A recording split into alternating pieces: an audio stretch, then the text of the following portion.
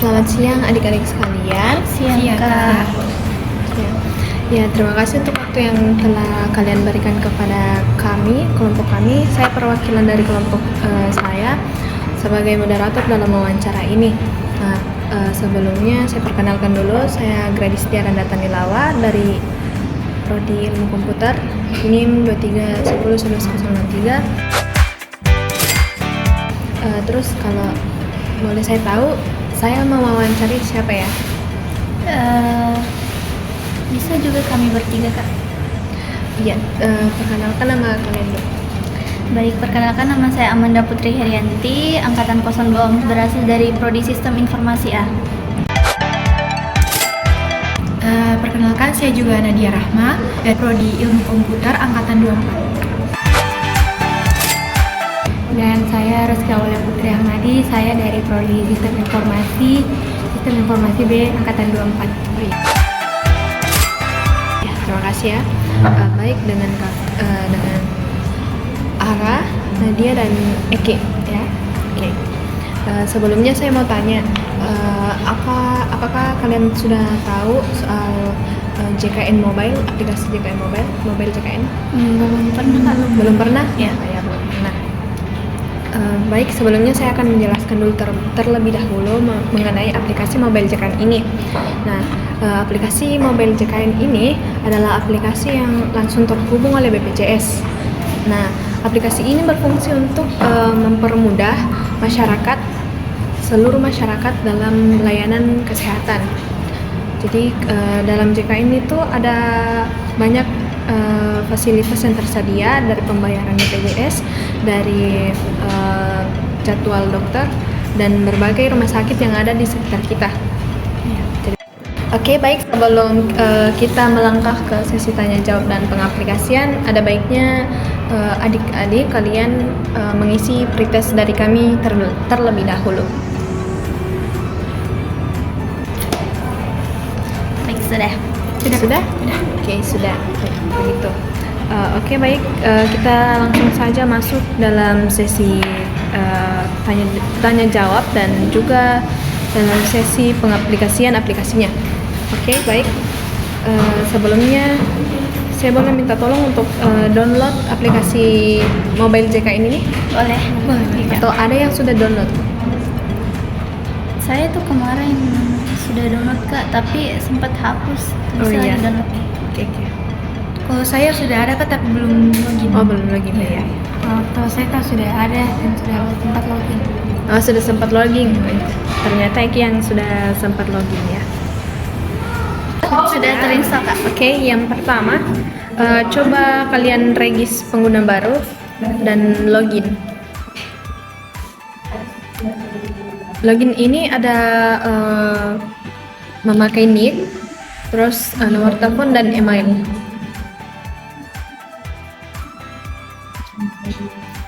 Ternyata Ama sudah pernah login tapi tidak pernah memakai aplikasinya ya. Oke. Terus Nadia belum sama sekali pernah memakainya. Terus sudah pernah login tapi tidak juga memakai aplikasi. Ya, apakah sudah adik-adik download? Login? Login? Sudah. Oke, jadi sekarang masuk dalam sesi tanya jawab. Bagaimana kesan pertama kalian tentang proses pendaftaran? Terus adakah bagian yang membingungkan atau tidak jelas di dalamnya? Kalau saya kata serasa cukup jelas, cuman itu agak ada yang ribet soal verifikasi. Kalau saya juga terkendala di bagian verifikasi yang nomor telepon dengan email. Okay. Tadi sempat lambat loading, terus verifikasi wajah juga lambat loading, tapi sudah masuk. Oke. Sama seperti Amarka, verifikasinya saya bisa cuman terkendala di bagian di bagian email. Kadang kalau sudah login terus buka password gitu. Oh iya, oke. Kendalanya semua sama ya. Bagaimana saat mencoba login? Apakah mengaksesnya itu mudah kalian ingat atau tidak? Saya rasa sih mudah, Kak, cuman kebetulan ini saya agak lupa dengan passwordnya, jadi agak ya lumayan istilah. Oke. Terus lanjut. Yang kedua itu coba cari fasilitas kesehatan terdekat yang bekerja sama dengan BPJS menggunakan aplikasinya. Dalam cari fasilitas kesehatannya itu bisa dilihat di info lokasi Vaskes. Coba lihat semuanya. Apakah bisa? Bisa. Ada berapa banyak di dalam? Ada 10 lokasi. 10 lokasinya, lokasi terdekat ya dari jangkauan. Oke, baik, saya akan bertanya, apakah kalian menemukan fiturnya dengan mudah? Iya, sangat mudah karena terdapat info-infonya di layar. Oke. Terus yang berikutnya coba kalian lihat kepesertaan kalian di dalam aplikasinya. Coba tunjukkan info kepesertaan kalian. Tunjukkan kalian. Oke, ada? Ya. Kenapa bisa Nadia nggak punya info kepesertaan? Nadia punya BPJS belum? Tidak. Ya. Jadi ternyata Nadia itu tidak punya BPJS dan memang aplikasi ini memang dikhususkan untuk yang punya BPJS, bagi masyarakat yang punya BPJS. Oke. Jadi saya mau bertanya ke Amanda dan Eki, bagaimana pengalaman kalian saat mengakses informasi kepesertaan? Apakah sudah jelas atau membingungkan soal isinya? Untuk isinya itu Kak sangat lengkap informasinya sesuai dengan BPJS. Begitu juga dengan Eki? Iya. Oke, begitu juga dengan Eki. Oke, jadi kita sudah tadi melakukan sesi tanya jawab dan pengaplikasian. Sekarang saya mau adik kalian untuk mengisi post test dari kami.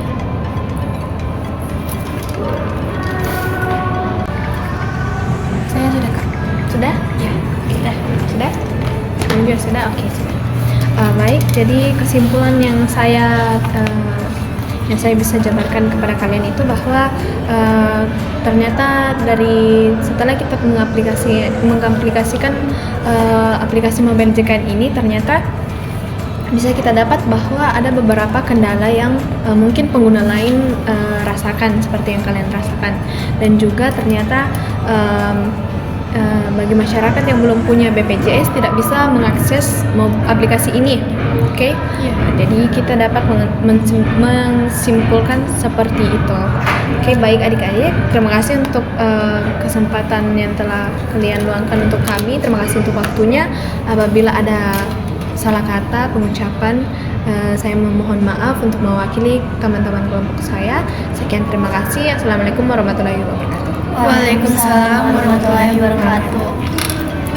Selamat malam Kak, terima kasih karena sudah luangkan waktunya untuk kami wawancarai mengenai tugas kelompok kami di mata kuliah IMK. Jadi sebelumnya saya memperkenalkan diri, saya dengan Gradistia Rendatan Dilawa sebagai moderator di kelompok kami. Kalau dengan kakak siapa namanya? Saya Ilham Gilyadi, bisa dipanggil Ilham. Ya, dengan Kak Ilham ya. Baik Kak, sebelumnya saya mau bertanya. Sebelumnya kakak sudah tahu belum soal aplikasi mobile JKN? Aplikasi mobil JKN Ya. yang biasa dipakai untuk daftar biar tidak terlalu antri Ya. di puskesmas. Iya, iya. Oh iya, biasa. Nah, biasa ternyata kakak sudah tahu, jadi Iya. tapi saya mau jelaskan sedikit saja soal aplikasi ini. Jadi memang aplikasi mobile JKN ini sangat berpengaruh untuk masyarakat karena mempermudah dalam layanan kesehatan baik dari puskesmas maupun rumah sakit. Juga tentunya bisa kita lihat di situ jadwal dokter-dokter yang ada di rumah sakit. Ya. Sebelum kita masuk dalam sesi tanya jawab dan percobaan aplikasinya, saya mau kakak mengisi dulu pretest dari kami. Sudah Kak? Sudah. Oke, baik. Sebelumnya kakak sudah download belum? Sudah. Mobile. Oh, sudah. Oke, sudah ya. Sudah login juga kak? Sudah yes juga. Oke, sudah login. Baik, saya mau bertanya dalam aplikasi Mobile Jekan ini bagaimana kesan pertama kakak tentang proses pendaftarannya dan apakah ada bagian yang membingungkan atau yang tidak jelas ketika mencoba login atau mendaftar? Ya mungkin terkait dari aplikasi mobil JKN, kesan pertamanya itu membingungkan karena proses registrasinya itu kan kita masukkan nama, email, nomor HP dan lain-lain. Di sini dia meminta email dan nomor HP, sedangkan di nomor HP ini kan fungsinya untuk meminta verifikasi, emailnya juga minta verifikasi. Jadi mobil JKN itu registrasinya pakai 2 verifikasi, nomor HP dan email. Ketika saya memasukkan email berhasil, namun kalau nomor HP tidak bisa. Nah, itu yang pertama yang membingungkan. Yang kedua, di sini mobil JKN harusnya di bagian depan aplikasinya itu memberikan tips-tips bagaimana registrasinya. Sejauh ini setelah saya pelajari kenapa nomor HP saya itu tidak masuk verifikasinya, ternyata harus ada pulsanya. Iya, memang. Nah, di situ baru saya tahu. Mungkin dari terkait kompleksnya dari mobil JKN itu 2 poin itu. Oke, terima kasih kak. Baik, pertanyaan yang selanjutnya itu sebelumnya kakak sudah mencoba memakai aplikasi ini belum? Mobil JKN sudah waktu mau ambil antrian di puskesmas. Sudah. Iya. Jadi menurut kakak dalam mencari fasilitas kesehatan terdekat itu bagaimana kak? Apa sesuai dengan harapan kakak? Apa mudah untuk digunakan? Terkait fitur dari tempat kesehatan terdekat seperti rumah sakit dan puskesmas itu menurut saya fiturnya sangat bagus ya, sangat memudahkan, karena menurut saya ketika kita berada di luar daerah, seperti misalnya kita gangguan kesehatan ketika kita dalam berkendara, kita dapat mencari rumah sakit terdekat di aplikasi tersebut. Ya, sangat bagus. Terus bagaimana pengalaman kakak saat mengakses informasi kepesertaan, kayak ambil nomor antrian gitu? Oh iya, terkait pengambilan nomor antrian itu untuk menurut saya sangat memudahkan. Yang pertama sangat memudahkan, yang kedua kita tidak perlu lama antri juga di puskesmas, karena kita kan sudah dapat nomor antriannya. Nanti kita tinggal cek-cek saja di puskesmas nomor antrian keberapa. Kalau sudah mendekati, kita sudah baru bisa menunggu. Iya. Ya. Jadi tidak buang-buang waktu.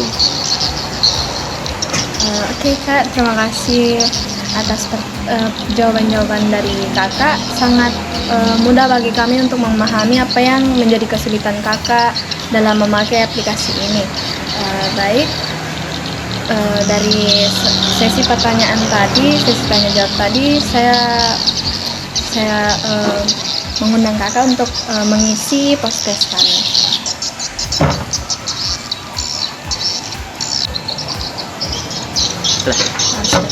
Oke, terima kasih kak atas kesempatan dan waktunya yang sudah memberikan kami waktu untuk mewawancarai kakak. Selebih dan kurangnya mohon dimaafkan jika ada ketidaknyamanan.